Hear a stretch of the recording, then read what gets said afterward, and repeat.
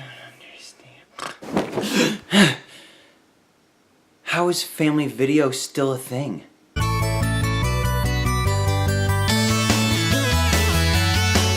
I mean, I can't figure out what's keeping that place alive in the era of Netflix and Chill, Hulu and Thrill, HBO and Spill, I guess.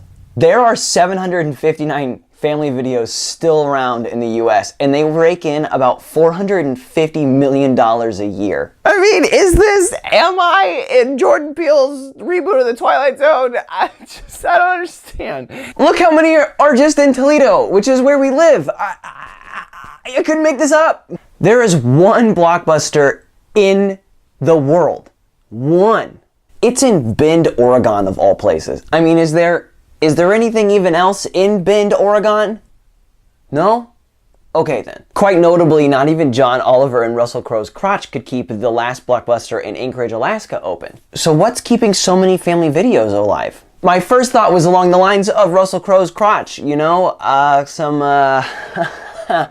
Vin Diesel's XXX, if you will. Yeah, it's not exactly a secret that despite its name, Family Video does carry adult films, some of which I assume are in the same genre of its name. A wink, a wink. However, I will tell you, Googling Family Video and, again, if you will, Vin Diesel's XXX is not a good idea. Don't do it. And if you do, clear that history. Really, there's no way to measure how many family videos actually carry adult films or how many those family videos rent out. Family Video is understandably quite tight-lipped on that subject. There is, however, an excellent article in Broadly about people who still rent their one-handed entertainment from stores, and I would talk about it at length because it is fascinating, but I don't want the YouTube gods that be to be mad and ban our video, so please just go read it. I'm originally from Indiana, and the family video I frequented had a Little Caesars right next door. And that actually turns out to be much closer to the truth. But the pizza chain is actually Marco's Pizza. Family Video's owner, Keith Hooglin, actually owns 149 Marco's Pizza, which makes him actually the brand's largest franchisee. Who knew? In fact, there are a lot of family videos out there with Marco's Pizzas attached to them, so some lucky ducks get to have their pizza delivered with a brand new movie. I mean, who wouldn't wait an extra 20 minutes to see sexy-ass Chris Hemsworth if he came with a hot pepperoni pie? But in all seriousness, this $10.99 large one-topping Blu-ray disc deal actually points to the real reason for Family Video's continued success.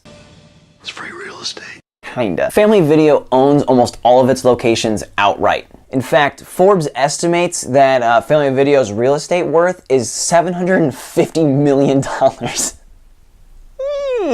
Its founder, Charlie Hoogan, yeah, it's a family business, basically came up with a model that holds true today. Open a store, use rental revenue to pay off that mortgage, and then hold on to that property. Then when revenue slows down, like a freaking magician, Hooglin just cuts it in half and rents out the other side of the building. Sometimes both sides. Often to a Marco's Pizza, sometimes to a local business. And if you're like me, you're probably like, how in the world does rental revenue cover real estate costs? Well, for one thing, Family Video by design caters to the Midwest, where the cost of living is much lower, and high-speed internet is a wet dream. Which is something Family Video might know a thing or two about. Heyo! Please don't sue us. As a result, people tend to rent more physical copies of movies. And this actually makes Family Video a lot more money than Blockbuster because of something else Family Video does. Like real estate, Family Video buys all its movies outright, so they get 100% of the revenue from renting them out. And from what I can find online, Family Video seems like a really nice company. They raise a lot of money for lymphoma research, regularly give out some 28,000 turkeys and hams to the rural areas they occupy. I mean, they even have scholarships for employees' kids. And notably, kids' movies are free, and always have been. So why is Family Video a thing? They're a really cautious company that caters to the Midwest. Now, you might be wondering, what was the point of this video? No, we're not sponsored by Family Video or Marco's Pizzas, and no, I have really almost no interest in cautious business models. Basically, my point here was I wanted to and I could.